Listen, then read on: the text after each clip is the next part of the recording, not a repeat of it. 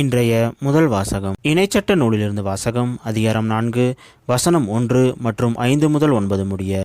மோசே மக்களை பார்த்து கூறியது: இப்பொழுது இஸ்ரவேலரே கேளுங்கள், நான் உங்களுக்கு கற்றுத்தரும் நியமங்கள் முறைமைகளின்படி ஒழுகுங்கள். அதனால் நீங்கள் வாழ்ந்து உங்கள் மூதாதையரின் கடவுளாகிய ஆண்டவர் உங்களுக்கு கொடுக்கும் நாட்டுக்கு சென்று அதை உரிமையாக்குவீர்கள். நம் கடவுளாகிய ஆண்டவரின் கட்டளைப்படியே நியமங்களையும் முறைமைகளையும் உங்களுக்கு கற்றுத்தருகிறேன். எனவே நீங்கள் போய் உரிமையாக்கிக் கொள்ளும் நாட்டில் அவற்றை பின்பற்ற வேண்டும். நீங்கள் அவற்றை பின்பற்றி நடங்கள். அதுவே மக்களினங்கள் முன்னிலையில் உங்கள் ஞானமும் அறிவாற்றலுமாய் விளங்கும். இந்த நியமங்களை கேள்வியுறும் அனைவரும் உண்மையில் இப்பேரினம் ஞானமும் அறிவாற்றலும் கொண்ட மக்களால் ஆனது என்பர். நாம் குரல் எழுப்பும் போதெல்லாம் நம் கடவுளாகிய ஆண்டவர் நம்மோடு உள்ளார். அவரை போல் மக்களுக்கு மிகவும் நெருங்கிய கடவுளை கொண்ட வேறு பேரினம் ஏதாகிலும் உண்டா? நான் இன்று நேர்மைமிகு சட்டங்களை உங்களுக்கு தந்துள்ளேன். இவற்றை போன்ற நியமங்களையும் முறைமைகளையும் கொண்ட வேறு பேரினம் ஏதாகிலும் உண்டா? கவனமாயிருங்கள்.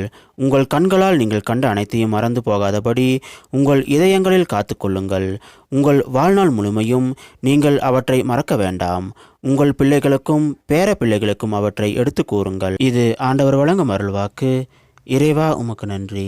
இன்றைய நற்செய்தி புனித மத்தேயு எழுதிய நற்செய்தியிலிருந்து வாசகம். அதிகாரம் 5 வசனம் 17 முதல் 19 முடிய. அக்காலத்தில் இயேசு தம் சீடர்களை நோக்கி கூறியது: திருச்சட்டத்தையோ இறைவாக்குகளையோ நான் அழிக்க வந்தேன் என நீங்கள் எண்ண வேண்டாம்.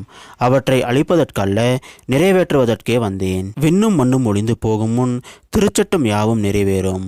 அதன் ஒரு சிற்றெழுத்தோ ஒரு புள்ளியோ ஒழியாது என உறுதியாக உங்களுக்கு சொல்கிறேன். எனவே இக்கட்டளைகளில் மிக சிறியது ஒன்றையேனும் மீறி அவ்வாறே மக்களுக்கும் கற்பிப்பவர் விண்ணரசில் மிக சிறியவர் என கருதப்படுவார். இவை அனைத்தையும் கடைபிடித்து கற்பிப்பவரோ விண்ணரசில் பெரியவர் என கருதப்படுவார். இது கிறிஸ்து வழங்கும் நற்செய்தி.